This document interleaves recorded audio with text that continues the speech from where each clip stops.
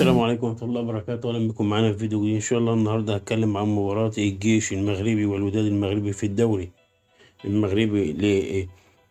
المباراة دي هتقام يوم الخميس 29/12 الساعة 5، قناة مذاعة على النايل سات العادية على قناة المغرب الرياضية، مش مشفرة ولا حاجة. بتكلم في المباراة ديت اللي في الدوري المغربي عشان خاطر فيوتشر وبيراميدز بيلعبوا مع الجيش في المجموعة اللي وقعوا معاهم في الكونفدرالية الأفريقية.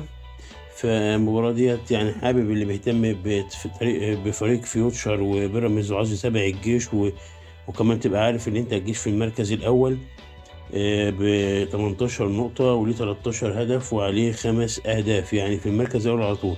وبتكلم طبعا قدامه فريق الوداد اللي هيلعبه عشان خاطر النادي الاهلي ان شاء الله ان ربنا كرم والنادي الاهلي فاز على اوكلاند سيتي، هيقابل الوداد المغربي في ربع نهائي كاس العالم للأندية. فبرضه تبقى جماهير الأهلي عارفة نادي الوداد عامل ازاي.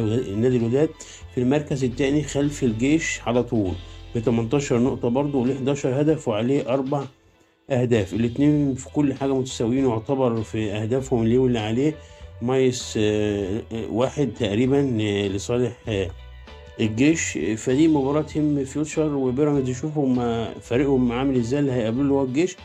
والاهلي برضه يبقى ان شاء الله لما يتخطى اوكلاند سيتي يبقى قدامه الوداد شايفه عامل ازاي. وبالتوفيق لجميع الفرق ان شاء الله، والسلام عليكم ورحمة الله وبركاته.